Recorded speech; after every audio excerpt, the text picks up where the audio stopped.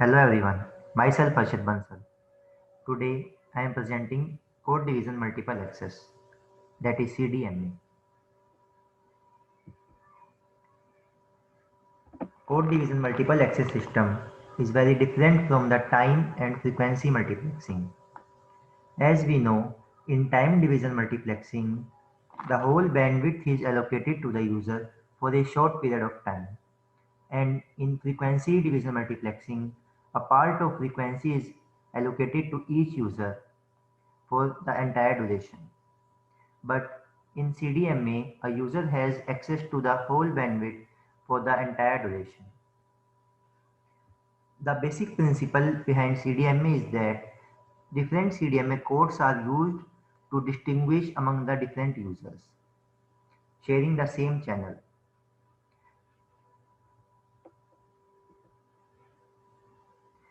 In CDMA systems, the narrow band message signal is multiplied with the large bandwidth signal, and the new signal generated is known as spreading signal. CDMA uses same carrier frequency to modulate all the users, and also it allows all the users to transmit data simultaneously, as the data sent by the users is differentiated and separated by their specific codes. CDMA is based on coding theory. Each station is assigned a code, which is a sequence of numbers called chips.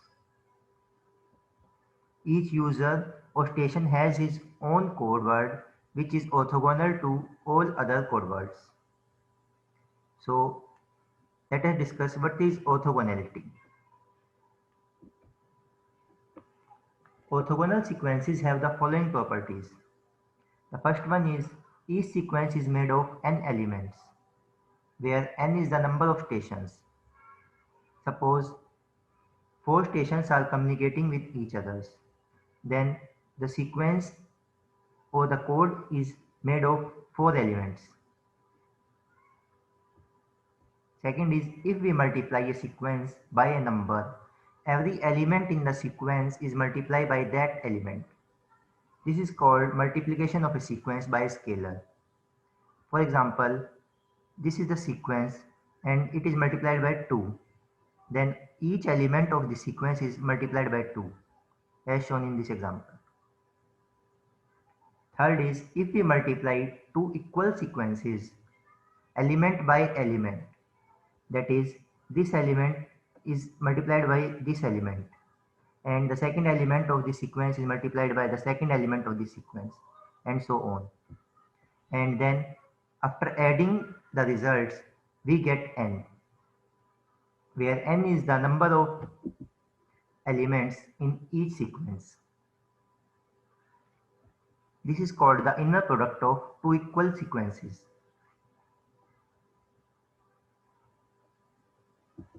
Next is if we multiply two different sequences, similarly as in previous, element by element, this element multiplied with this element, and so on. And after adding the results, we get 0, as we see in this example.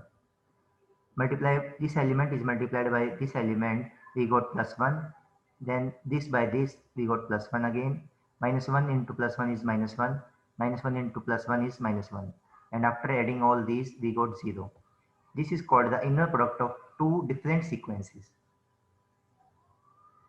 Next property of orthogonal sequences is adding two sequences means the adding the corresponding elements. The result is another sequence, as shown in this example.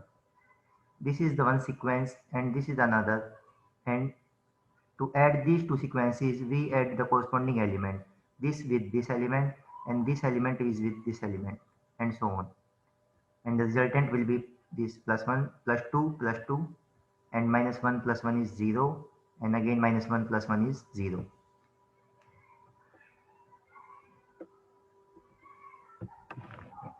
Now let us assume we have 4 stations, name 1, 2, 3 and 4, connected to the same channel.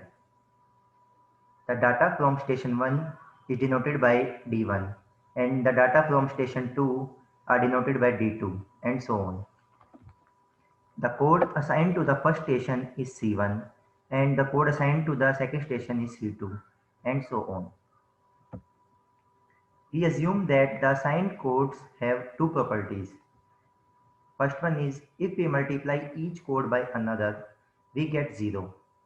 Means if we multiply C1 by C2, C3 or C4, then we get 0. And similarly with each other. Second property is if we multiply each code by itself. For example, C1 is multiplied by C1 or C2 is multiplied by C2. Then we get 4. That is the number of stations.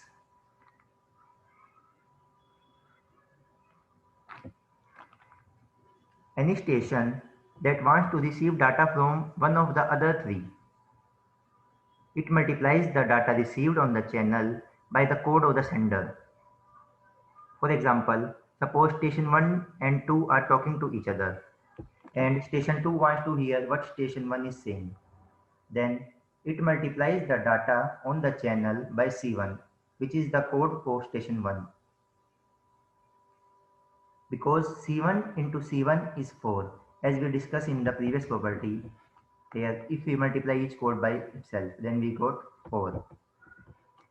But C2 into C1 and C3 into C1 and similarly C4 into C1 all are zeros.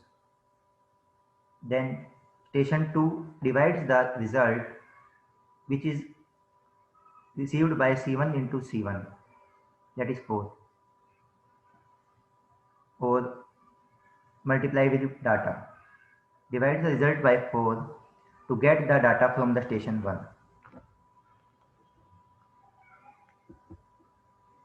Let us understand by this example. This is the narrow band frequency message signal sent by the station A, and this is the narrow band signal frequency sent by the station B. And these are the codes. This is the code for A and this is the code for B. As we can see that these codes are represented by different colors and they are distinguished from each other. After adding this code with the signal, narrowband signals sent by the station A, it will become a spreading signal or a broad signal which can be transmitted through this channel. And at the receiver end, if a station wants to listen or receive the message,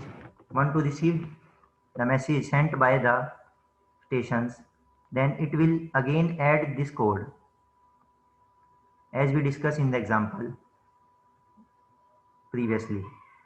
After multiplying with the code A, the broad signal is again converted into the narrowband signal and other signals are not affected. As we discussed, C1 into C1 gives the result of number of stations, that is n, and other will give the result 0. In this way, the receiver will receive the message which can be sent by its corresponding sender.